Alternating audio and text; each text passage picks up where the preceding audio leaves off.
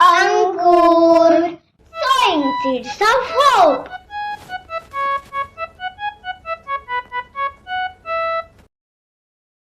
तुम्ही अंकुर चॅनलवरच्या संत चोखामेळ्यांच्या गोष्टी पाहिल्यात का? चोखोबांवर झाली विठ्ठल कृपा या गोष्टीत तुम्ही पाहिले का की चोखोबांना विठ्ठलाने कसे दर्शन दिले? मग चोखोबांवर चोरीचा आळ कसा आला आणि त्यातून विठ्ठलाने त्यांना कसे वाचवले? या गोष्टीची लिंक डिस्क्रिप्शन मध्ये दिली आहे, नक्की पहा आणि आम्हाला तुम्हाला या गोष्टी कशा वाटल्या ते कमेंट्स मध्ये नक्की कळवा. आजच्या गोष्टीचे नाव आहे चोखोबांची थोरवी. चोखोबांना चोरीच्या आळामुळे जी शिक्षा झाली त्यात चोखोबांना बैलाच्या पायाला दोरीने बांधले गेले आणि त्या बैलाच्या पाठीवर चापकाने फटके मारण्यात आले. असे होऊनही बैल एक पाऊलही पुढे गेला नव्हता. चोखोबांना साक्षात पांडुरंगाने वाचवले होते. पण हा चमत्कार होऊनही काही पुजाऱ्यांना तो जादूटोणाच वाटला होता. चोखोबांचे मात्र पांडुरंग दर्शनामुळे आयुष्यच बदलले होते. त्यांना सगळीकडे विठ्ठलच दिसू लागला होता. सोयराबाई पण विठ्ठल भक्तीने अगदी विठ्ठलमय झाल्या होत्या. एके दिवशी पंढरपुरात एका झाडाखाली चोखामेळा आणि सोयराबाई जेवण करीत बसले होते. तोच समोर विठ्ठल अवतरला आणि म्हणाला, चोख्या, मी पण आलोय आज तुमच्या सोबत जेवायला. चोखोबा आणि सोयराबाईंना कोण आनंद झाला. लगेच चोखोबा म्हणाले, देवा, तू आमच्या पंक्तीत जेवायला आलास. किती मोठे हे आमचे भाग्य. सोयरे, चल वाढभर विठुरायाला. त्याच वेळी देवळातला पुजारी तिथून जात होता. चोखोबा कुणाशी तरी बोलताना त्यांना दिसले. या चोख्याला वेड लागलाय का काय? चोख्या आणि त्याची बायको झाडाशी बोलतायत की काय?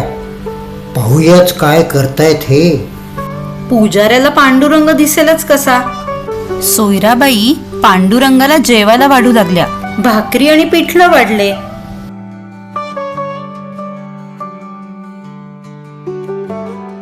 चोखोबा म्हणाले, देवा, हे गरिबाकडचे जेवण, पण तुम्ही पोटभर जेवा. हं सोयरे, अगं दही पण वाढ की. इथे पुजारी हसू लागला.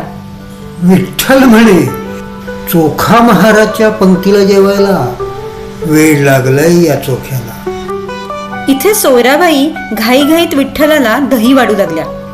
तोच थोडेसे दही पांडुरंगाच्या पितांबरावर सांडले.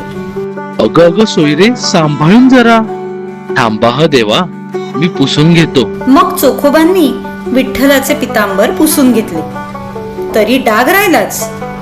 मग पांडुरंगाने पोट भरून खाल्ले. वा सोयराबाई, छान पोट भरलं हा माझं. तोच एक कावळा झाडावर येऊन बसला. तोही नेमका तो पुजारी उभा होता त्याच दिशेला. चोखोबा त्या कावळ्याला हाकलू लागले. चल चल, पंढरीनाथ आले तिथं, तू तिकडे जा बरं. हे ऐकून पुजाऱ्याला वाटले चोखोबा त्यांना बघूनच असं म्हणतायत आणि त्यांना हकलतायत. पुजारी रागाने लाल लाल झाला. तसा चिडून चोखोबापाशी येऊ लागला. इकडे जेवणाने तृप्त होऊन विठ्ठल अंतर्धान पावला. मग इकडे पुजारी रागाने रागाने आला. चोखोबांना त्यांनी जोरदार चपराक मारली. चोख्या, मला हकवतोस होय? आणि काय विठोबा आलाय म्हणतोस जेवायला? कुठे आहे विठ्ठल? पांडुरंग हरी, पांडुरंग हरी.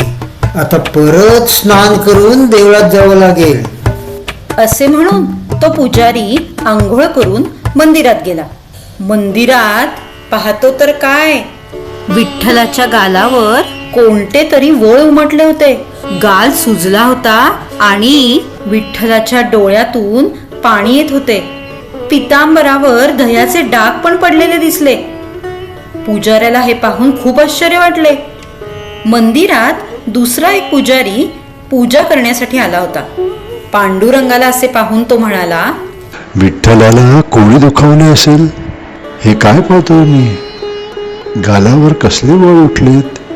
तोच ज्या पुजाऱ्याने चोखोबांना चपराक मारली होती त्या पुजाऱ्याला रडू येऊ लागले आणि तो म्हणाला, देवा, चुकलं माझं. अहो, मी चोखोबांचा अपमान केला, त्याला मारलं आणि त्याचा त्रास माझ्या पांडुरंगाला झाला. अहो, खरोखरीच विठ्ठल चोखोबांकडे जेवायला आला होता. माझ्याकडून मोठा अपराध घडला हो.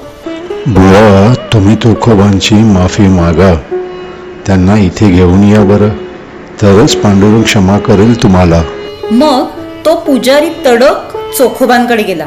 चोखोबांचे त्यांनी पाय धरले आणि म्हणाला, चोखोबा, मला क्षमा करा. मी तुम्हाला मारलं. माणूस जातीनं नाही तर वागणुकीनं उच्च ठरतो हे आत्ता कळलं मला. पांडुरंगाला तुम्ही खूप प्रिय आहात. चला चला, माझ्यासोबत चला. मग पुजारी चोखोबांना घेऊन थेट विठ्ठलाच्या गाभाऱ्यात आला. चोखोबांचा अखेर मंदिर प्रवेश झाला. आत येऊन पाहतात तर विठोबाच्या गालावरचे वळ ओसरले होते, रडू पण थांबले होते. अशा प्रकारे चोखोबांच्या भक्तीमधील सामर्थ्य सर्वांना कळून चुकले. खरंच धन्य ते चोखोबा. चोखोबांमुळे विठ्ठल मंदिराची द्वारे सर्व समाजासाठी खुली झाली. ज्ञानदेव, नामदेव अशा संतांसोबत चोखोबांनी नंतर तीर्थस्थळांना भेटी दिल्या. त्यानंतर ते पंढरपूर सोडून मंगळवेढ्यात येऊन राहू लागले. तिथे यवनी सत्ता आली होती. मंगळवेढ्यात गावकोस बांधायच्या कामाला सगळ्या कामगार लोकांना जुंपले होते. त्यातच एक चोखोबा होते.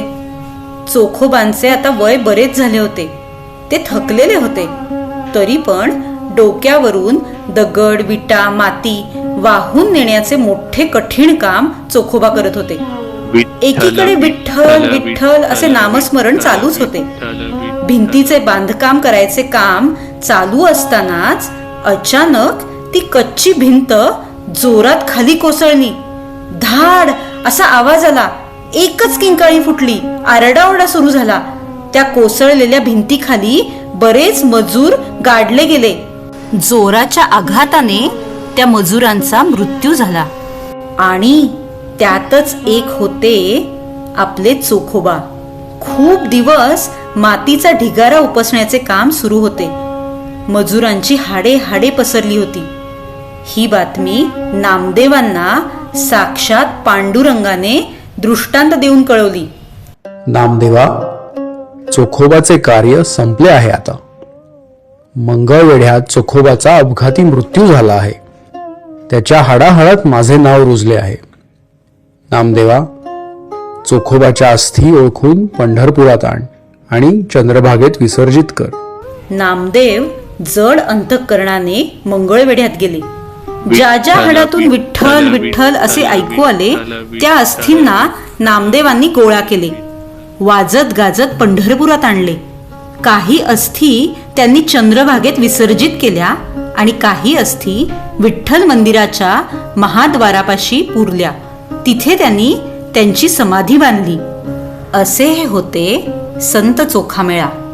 आणि अशी होती त्यांची थोर विठ्ठल भक्ती आणि थोर असे त्यांनी केलेले समाज बांधण्याचे काम. तुम्हाला माहितीये, पंढरपुरात येणारे विठ्ठल भक्त आधी चोखोबांच्या समाधीचे दर्शन घेतात. मग तिथेच असलेल्या नामदेव पायरीवर नतमस्तक होतात आणि मग पांडुरंगाचे दर्शन घेतात. तुम्हाला अंकुर मराठी या यूट्यूब चॅनलवरच्या गोष्टी आवडत असतील तर नक्की लाईक करा, शेअर करा आणि सबस्क्राईब करा. संतांच्या गोष्टी जास्तीत जास्त लोकांपर्यंत पोहोचूयात.